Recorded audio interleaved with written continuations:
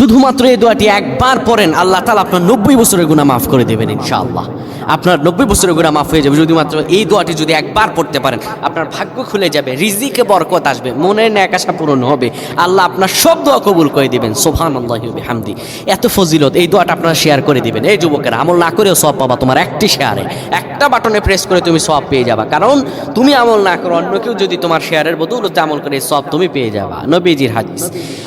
আমার ভাইয়েরা, আল্লাহর কাছে দোয়া করা, আল্লাহর কাছে দোয়া চাওয়া, এটি হলো মুমিনদের কাজ। আমার আল্লাহ বান্দাকে বলেন, বান্দারে উদউনি আস্তাজিব লাকুম, আমার কাছে চাও, আমার কাছে চাইলে আমি আল্লাহ তোমাকে দিয়ে দিব।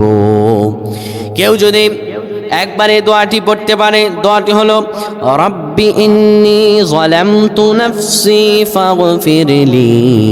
কেউ যদি এই দোয়াটা একবার পড়তে পারে, আমার আল্লাহ তাআলা তার 90 বছরের গুনাহগুলো মাফ করবেন। কবিরা গুনাহ নয়, সেটি হলো